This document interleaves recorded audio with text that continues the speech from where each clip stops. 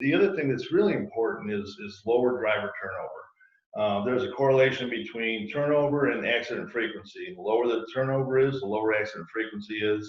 So finding the right fit and training those drivers and then treating them so that they want to stay are all part of a effective risk management program.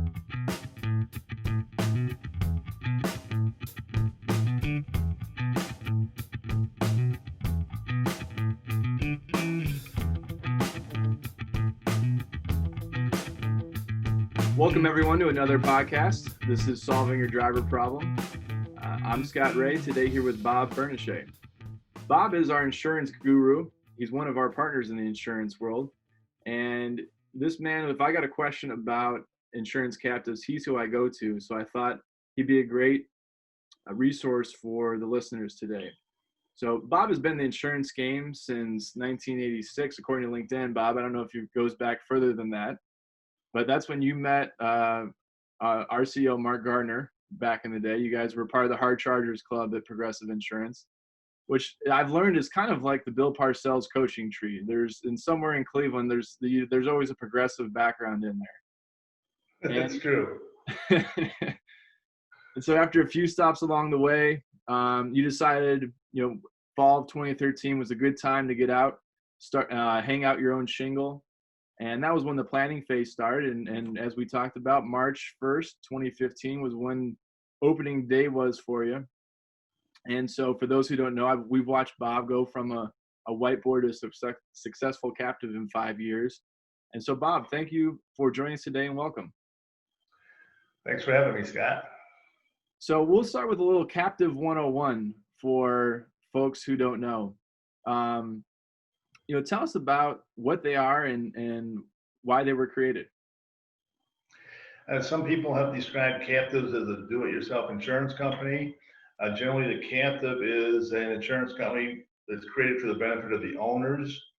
In our world, there's a lot of group captives, so it's for the benefit of the members more than the owners. But the captive is in our situation, a group of trucking companies that are sharing in a significant amount of risk. They're still buying some reinsurance, but they're taking a significant amount of risk in exchange for the reward of outperforming the expected results. So people that are good performers year in, year out in the traditional market should certainly consider a captive structure. People that are willing to take risk and have the financial ability to collateralize some of that exposure are good candidates. People that have a stable management team and a stable business plan looking into the future are good candidates for a captive. But there's a significant amount of risk that comes with being in a captive, and you can have a bad year. We tell people to expect one bad year out of 5. Some accounts, some trucking companies don't have the management processes, the safety culture in place to make them a good fit. So they may have 2 or 3 bad years out of 5. Those are probably not good candidates for a captive because ultimately you're paying your own losses. So is the math there of what I heard really is if you're going to have 4 to 5 good years, you're a good fit. If you're going to have greater than 1, stay away. I think you could, a trucking company could get with their agent, a consultant, and evaluate their loss history and evaluate whether or not they're a good fit. But for those that are just looking at their own results, if your loss ratio is consistently under 30% for your insurance company, you're probably a good candidate for a captive. Okay. On someone who hasn't, explored this game before, it can be scary because you've got skin in the game. What if you're the owner making this decision if I should jump off the cliff or not? What are some of the core processes that you need to have in place, Bob, to make sure this is the right jump, and that you can control if you're going to have 4 out of 5 good years? If you're the ratio is going to be under 30%. Those are things you can't control. So when you're evaluating if a member is a good fit for you, what are you looking at to make sure they've got the right process in place? I think if CEO or president of a company or the management team can honestly evaluate, do they have a strong safety culture? That's a critical factor. Do they have a consistent approach to hiring and selecting drivers, or do they make exceptions just because they need to fill a truck seat? Um, that's a factor. If you don't have a consistency in the way you hire and train and manage drivers, you're probably not going to be a great fit for a captive. You're probably not going to ensure the consistent results that you want to have to take that much risk. Do you have standards for your hiring and the behaviors you expect of your drivers that you enforce and that are in at least the top half of the industry, if not the top quartile? Those are the things that I think differentiate the operators that move into the alternative risk arena and take risk versus those that stay in the traditional market and let somebody else absorb that risk. And as you know, the traditional market, the rates have been going up significantly over the last 4 or 5 years because loss costs have been going up significantly. Yeah, let's unpack that. Maybe we'll take a step back and talk about the macroeconomics that have been happening in insurance. So, we have been in a hard cycle. I don't know. Maybe we'll talk about COVID-19 here in a second of how that's affecting it. But before COVID-19, rates were going up, and if you weren't in a captive, you might have been a stellar performer over the last 4 years, and you still saw your rates going up. So, Bob, how does a captive help a good performer who's scratching their head saying, "Hey, wait a minute, I think I'm doing all the right things. Why are my rates going up?" How can a captive help mitigate some of that? Well, a trucking company that's part of a captive and is being evaluated on not only their results but the captive results is probably going to be better off, assuming that that captive performs well, with other good operating companies that are part of that group. So the traditional market is insurance companies that have hundreds and hundreds of trucking companies in their group, and the overall results that those companies are having are not profitable. So they need to continue to raise rates to make a profit, and nobody wants to insure anybody at a loss. So the ability to move into a different pool, a pool of better risk, is probably the real benefit of being in a captive. And anybody looking at captives should evaluate, who is that pool that they're going to be associated with, because it's not only your own results, it's the results of all the other companies you're pooled with. So if you're in a traditional company, in the traditional market, you're pooled with hundreds of other companies, and I can tell you those results aren't good. If you're in a group captive, you may be with 15 other companies or 40 other companies, and again, your results are going to be your pricing is going to be based on not only your results, but the overall results of that group.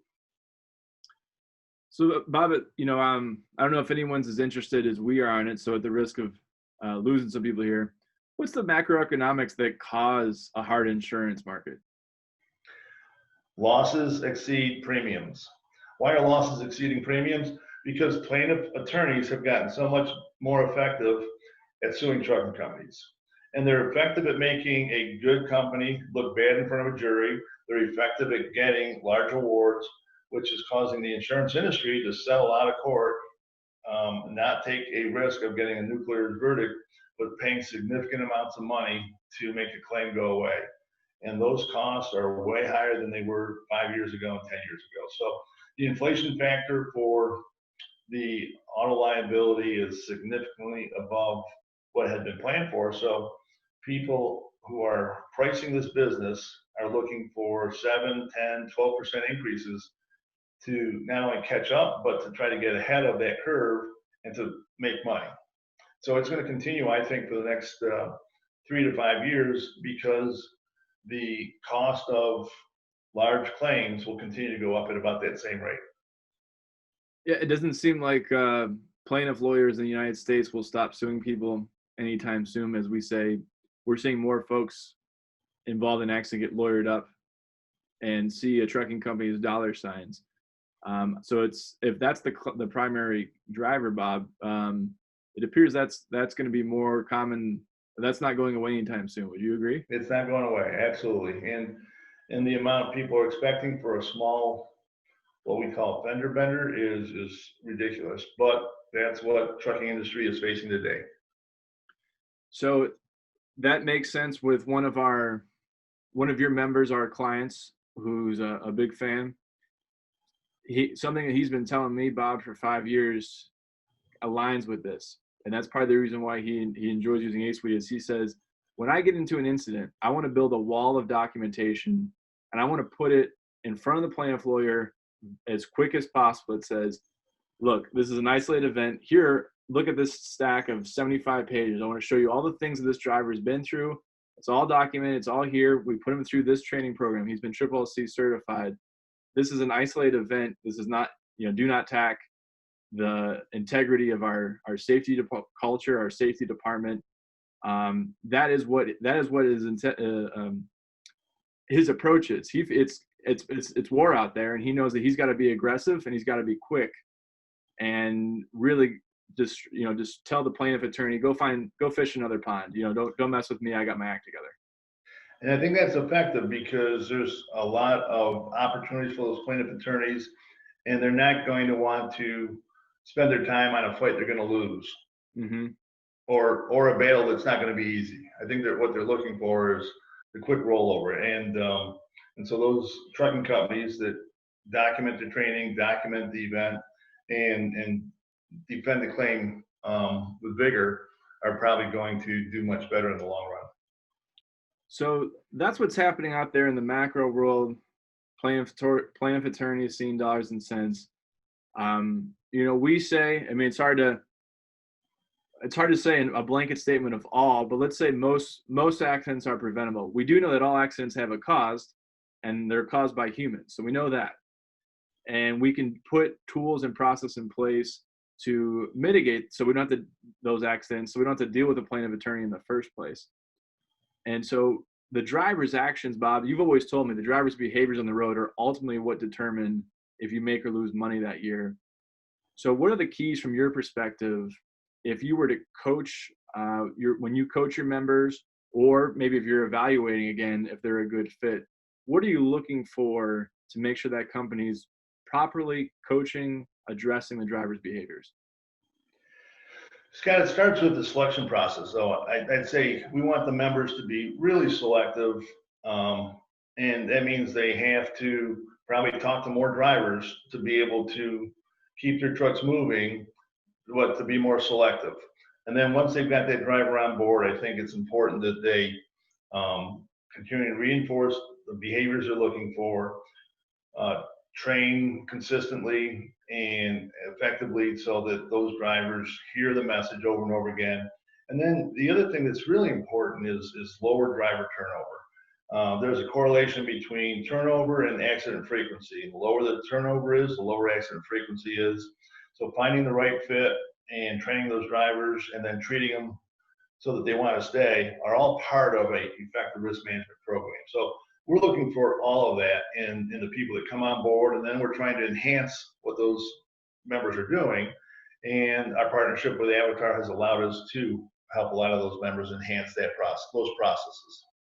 We want to thank you for taking time to listen to Solving Your Driver Problem. If you like the ideas you're hearing and want more information, please subscribe to our blog. You'll receive a weekly email newsletter where, just like this podcast, we're sharing the best ideas and tactics in the industry for improving driver recruiting, compliance, training, and retention. Go to avatarfleet.com/blog to subscribe. While you're there, check out how our software and services are helping our clients hire more drivers while cutting their ad spend in half, achieve driver qualification file compliance in half the time, and reducing claims by 30%. That's avatarfleet.com/blog or avatarfleet.com to check out our products and services. Those are some interesting numbers, Bob, that I uncovered accidentally last year from some of our mutual clients. And your partner, the Hartford, had seen that same data. And it was explained to me by one of our clients I said, well, why is that? Why is turnover directly correlated to accidents? And it wasn't so much tenure in the industry, it was tenure with the organization. This particular client was putting in place our finishing school curriculum. That was the risk. A new driver hasn't been on the road yet, thinking that would be a higher risk. This person had run a finishing school before and had the numbers to prove, no, actually that student that graduates from the finishing school program is less likely to have an accident if it's done properly after he's gone through, graduated the program. Because think about it, he's been through with a mentor for 8 weeks. So he spent 6 weeks ahead of time in a CDL program learning the basics. Then he's had a mentor for 8 weeks sitting there next to him, teaching him the ropes, all those little things that go along the way. He's had a coach right next to him, and versus the experienced driver who's been in the industry, say, for 10, 15, 20 years, but is new to that organization. So he doesn't know the customer base. He doesn't know the routes yet. He doesn't know, can he go to the bathroom when he gets there? Should I stop here to go to park because it's looking kind of full? All these things that go in your head. This is the other form of distracted driving that we talk about. Distracted driving with a cell phone is one thing, but that little voice in your head and that uncertainty is what causes those numbers to show. It's tenure with the organization, not tenure in the industry. That's a better predictor of accidents.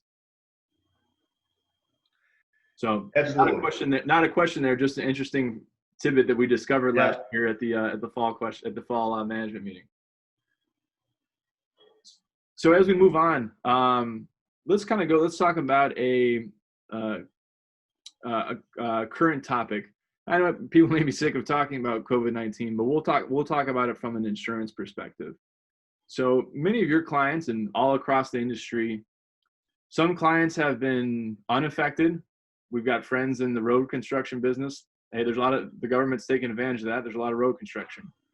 Other people who may be going, say, into New York City, certain sectors, auto logistics, they're getting absolutely creamed. Manufacturing's been shut down. So we've got some clients who just, their trucks are just parked. So what tips do you have out there if you find yourself in that boat of you've got truck parks, it's unsafe, there's no customers for you? What advice would you have for them to have conversations with their insurance company? I think that most underwriters are reasonable people that are going to work with their customers, and you're going to have to document somehow that your exposure is down, whether it's mileage or the number of power units you're running, and just work with the insurance agent to approach the insurance company, say we need to have a reduction in our premiums because our exposure is significantly down. And I think that most companies, I understand, are being somewhat accommodating. So you just got to ask, and you got to document what you're asking for. And I'm by no means in the insurance business, but unofficially on the streets, that is what I'm hearing, that underwriters are reasonable, and those that have good relationships with their agents and their insurance company are just having the conversation just to say, here's the reality of the situation, what can we do? Correct. So we checked the COVID-19 box, we had that conversation.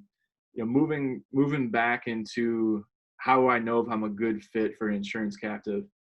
Bob, let's say Ray Express, I join BRISK tomorrow. It looks like I've got the right historical trends. What guidance would you give me as a new member to set me up for success so I continue to have good years? I think you want to continue to focus on selecting the right people to drive your trucks, or selecting the right independent contractors to drive under your authority, to have a consistency in the way you do everything in all your processes. And the companies that are really successful in transportation are those that have a niche, that have a focus, and continue to stay in that niche and stay in that focus. Companies that grow rapidly have a lot of stresses on their management teams, financial, equipment, personnel, and those companies probably are going to struggle with maintaining the safety culture and control on their operations. So any company that's looking to grow rapidly is probably not a good fit for a captive, just because I don't think that they're going to be as able to control the risk they have of trucks going up and down the road when they're growing so fast that they're stretching to keep drivers, they're stretching to find equipment, they're stretched financially. So the companies that join our captive are pretty mature companies. They're focused on margin versus growth. They are growing 5 to 10% a year, but that's very manageable, and that allows them to have that consistency in everything they do. So, the message we have is do the same things, identify what you're weak at, and try to fix 1 or 2 things a year. Keep getting better. Good mantra. An interesting point about if you're high growth, does it make sense? So another good kind of self-selection tool to think about what mode you're in, what part of your business life cycle you're in, to know if you're a good fit for a captive or not. What about when you're looking at different captives, Bob? Because there's a lot of options out there. You're looking, I would assume, for like-minded fellow members. How would you go about that process to figure out, if I'm a prospective member, should I be talking to who I would be insured, and if I can, what are those questions I'm asking to make sure? Because I'm stuck on the island with these folks. I want to make I'm throwing my money in the pool with them. How do I make sure that these are the right people that I want to be on the boat with? That's a really good question, and I think that most captives that are looking to grow should make sure that their members are available and willing to talk to prospective members. And then those prospective members should ask, do you think you really have a voice in how this program, how this captive is managed? Do you think that this program helps your risk management? Do they help you on the risk management side? Are they helping on the claims management side? Do you feel like the results you've achieved are consistent with what you were told and sold? How many years ago you were invited into the captive? So I do think that different captive programs will have different personalities, different focuses, and asking the members those types of questions probably helps identify where you're going to have the best fit. And there's a lot of good captive programs out there. So on the other hand, Bob, I'm a current member, and you bring in some prospective members. Again, my money's in the pool with these new people. From the current members, how would they go about, or at Ray Express, how would I go about evaluating if this new guy cuts the mustard? I would say our members probably entrust risk management to do that for them, just because that's our area of expertise. That's what we've committed to do for them. Mm-hmm. However, we still let them know who we're considering, and they can look at safer data. What we're really looking for when we share information about a prospective account is, do they know them personally? Do they know anything about the operation we might not uncover in our due diligence? But I'd say in our process, and I think this is probably comparable for other captive programs, is that the members are really relying on the captive managers, the insurance professionals, to make those decisions, because they're the ones that's what their focus is. So when I was first learning about captives many moons ago from Mark Garner and yourself, Mark always described it that if you were a repeat offender or a bad actor, you would get voted off the island, kind of Survivor style. And that's just kind of as far as I've got. What does that process look like, Bob? If Ray Express, if I'm continuing to be a bad actor, and the other BRISK members are starting to go, what does that process look like, and how do I get put in timeout? Am I allowed to, do I get allowed to change my behavior, change my ways? What does that look like? Any member can have a bad year due to one bad loss or maybe several bad losses. And there's no other member that's going to really be concerned or judgmental, because each one of them has had or can have that one bad year. Somebody has 2 bad years in a row. In our program, the captive management takes notice of it, and we're probably trying to evaluate, are they the same company they were when they came on board? What's changed there? What can we help them with? There's probably some notice from the other members. If they've had 3 bad years in a row, that's probably at the point where the members would take notice, and the members could say, we don't want to share risk with this company anymore. Now, prior to that, hopefully the captive program has warned them about the concerns and asked them to make some changes. But there is a possibility that somebody that no longer meets the criteria of a captive will no longer be in that captive. So that's the reality of the situation. It doesn't happen the day before your renewal. I think all programs would give a member that isn't performing or meeting the requirements of the captive lots of notice. But it is a real reality that if you don't continue to be a good partner, be a good member, that you could be asked to find insurance elsewhere. Very interesting. Well, so Bob, we'll wrap it up, the insurance questions with this kind of final thought. Do you have any other guidance or any other thoughts about insurance captives and on the theme of, how should you know if you should continue to be in one, or should you consider selecting an insurance company who offers a captive? They're complex products, and there's differences between the different captives. I think that it's important for a trucking company to really understand how it works, understand what the risks are, understand what the financial responsibilities are. Do your own modeling, take your own losses, run it through the different captive designs to see what your net cost would have been.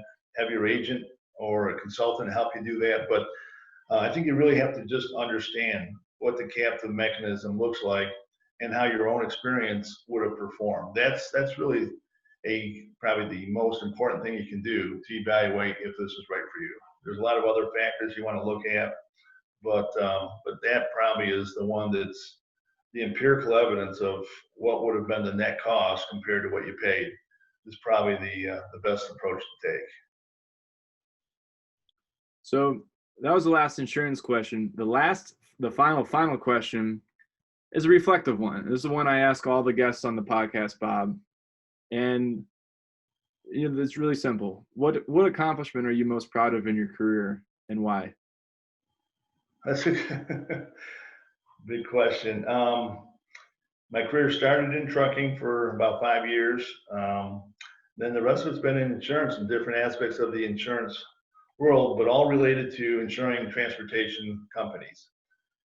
And I would certainly say, without a doubt, that creating and launching the Tire Wheels Group and BRISK Insurance Company would be the highlight of my career. It's been a slow and steady path. It hasn't been easy, but great partnerships along the way, good friendships that have helped make, the dream come true. And at the end of, the looking back 5-year window, we have built a very good program that is pretty much close to what I imagined it would be. So really proud of that, and really proud of the fact that we've had good partners like Avatar consistently through our program. I would agree, Bob. I like that you're going out on top, and that's what makes it rewarding as a fellow entrepreneur. If it was easy, everyone would do it. And Mark Garner and I joke that we'll be an overnight success in 10 years. Because that's what it is of starting a business. It's a tough slog. You gotta bring the lunch pail to work every day. You gotta show up when it's hard, when it's easy, when it's fun, when it's not. And so, for what it's worth, Bob, it's been fun to work with you over the last 5 years, and we're looking forward to many more to come. I guess one of the benefits of being an entrepreneur is, for the most part, you get to pick who you're working with, right? So that's been one of the benefits, and certainly Avatar has been a great partner for us. Same. Well, Bob, thanks for sharing your wisdom with our listeners today. We appreciate the time. Thank you. Welcome, Scott. See you soon. Thank you for listening to Solving Your Driver Problem with Scott Ray. Check out avatarfleet.com/resources for more industry-leading materials on how to make the driver problem your competition's problem. That's avatarfleet.com/resources.